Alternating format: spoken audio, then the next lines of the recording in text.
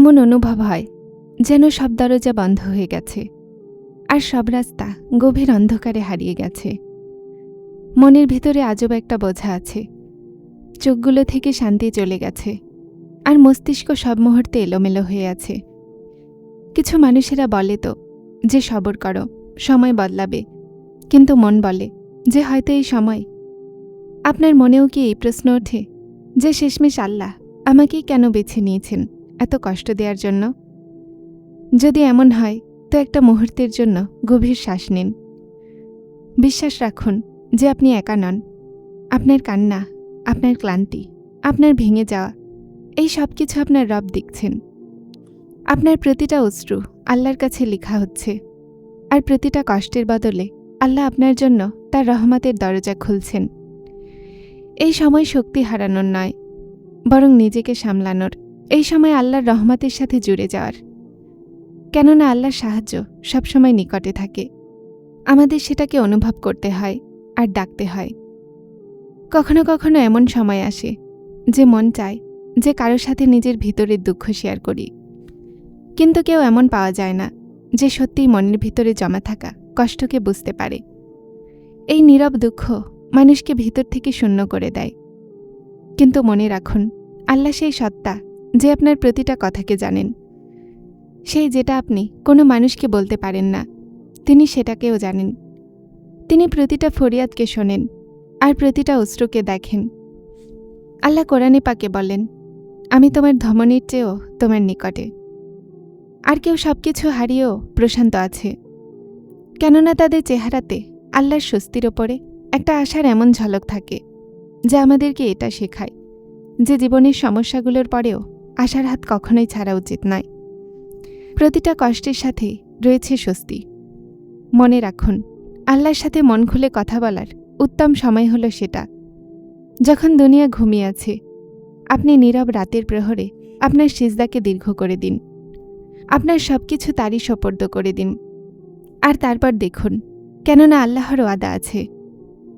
অর্থাৎ জেনে নাও যে অন্তরসমূহের আসল শান্তি শুধু আর শুধুমাত্র আল্লাহর স্মরণে আছে। দ্বিতীয় গুরুত্বপূর্ণ কথা হলো এটা, আপনি কখনো ভেবেছেন যে আল্লাহ তার প্রিয় নবী সাল্লাল্লাহু আলাইহি সাল্লামকে এত বড় বড় পরীক্ষায় কেন ফেলেছেন? সেই ব্যক্তিরা তো আল্লাহর সবচেয়ে নিকটবর্তী ছিলেন, তারপরও তাদের কষ্ট সহ্য করতে হয়েছে। তো কেন? কেননা পরীক্ষা আসলে আল্লাহর ভালোবাসার একটা বিশেষ নিশানি। এটা এই কথার প্রমাণ যে আল্লাহ আপনাকে রুহানিভাবে উচ্চ মাকামে নিয়ে যেতে চান, যেখানে অন্যদের পৌঁছানো সম্ভব হয় না। কোরআন মাজিদে আল্লাহ বলেন, অর্থাৎ নিশ্চয়ই কষ্টের সাথেই রয়েছে স্বস্তি। বিশ্বাস করুন, আপনার বর্তমান সময় একটা পরীক্ষা।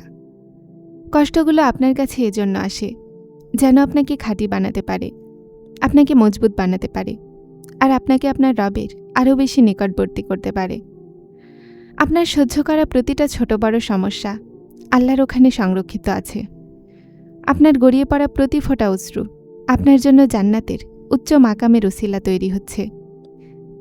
যদি আজ আপনার মনে হয় যে আপনার মন ভেঙে গেছে, আপনি একা আছেন, অর্থাৎ আপনার দোয়াগুলো কবুল হতে নজরে আসছে না, তো মনে রাখুন যে আল্লাহ কখনোই তার বান্দাকে না দেখা করেন না। আপনার দোয়ার জবাব তখনই আসে যেই সময় আপনার হকে সবচেয়ে উত্তম হয়। এজন্য আপনার মনকে মজবুত রাখুন, কেননা প্রতিটা পরীক্ষা আসলে একটা নতুন আর খুব সুন্দর সূচনা হয়। যেমন ঝড় বৃষ্টির পরে সূর্যের নতুন আলো জীবনে আসা নিয়ে আসে, তেমনি আপনার জীবনেও আলো আসতে চলেছে। ব্যাস আল্লাহর ওপরে দৃঢ় বিশ্বাস রাখুন, কেননা সেটাই আপনার জন্য যথেষ্ট। এখন তৃতীয় উপায়ের দিকে আগাই, যা আল্লাহর তাকদিরের ওপরে পরিপূর্ণ বিশ্বাস। কখনো কখনো আমাদের মনে হয় যে আমরা যতটা পরিশ্রম করেছি সেটা যথেষ্ট ছিল না, অথবা যা কিছু আমরা চাই সেটা পাইনি। এটা মনে রাখুন যে যা কিছু আপনার তাকদিরে লেখা আছে সেটা আপনার জন্য সবচেয়ে উত্তম। আপনার প্রতিটা চিন্তা, প্রতিটা কষ্ট আর প্রতিটা সাময়িক অভিযোগ একটা গভীর উদ্দেশ্যের কারণে। আল্লাহ আপনার জন্য সেই সব কিছুই লিখে রেখেছেন যা আপনার ভালোর জন্য। ব্যাস তার সত্তার ওপরে বিশ্বাসের হাত ধরে রাখুন। ব্যাস আল্লাহর তাকদিরের ওপরে বিশ্বাস রাখুন। তিনি উত্তম জানেন যে আপনার জন্য কি উত্তম। এখন চতুর্থ উপায়ের দিকে আগাই। সেটা এটা যে সবরের ফল সবসময় মিষ্টি হয়।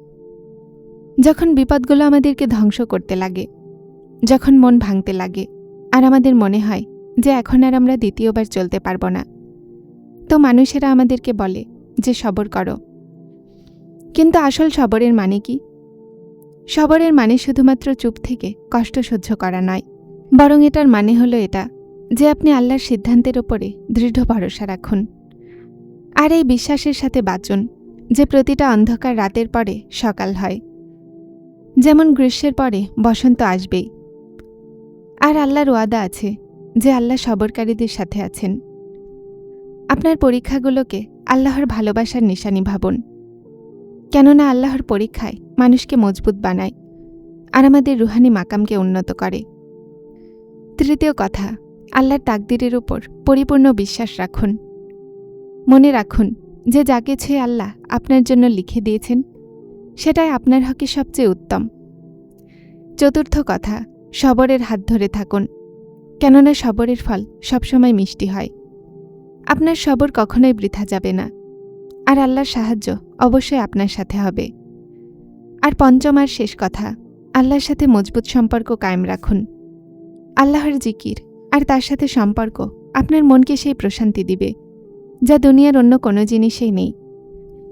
ইয়া আল্লাহ, আমাদেরকে ওই মানুষের মাঝে সামিল করান যারা পরীক্ষাতেও আপনার উপরে অসন্তুষ্ট হন না।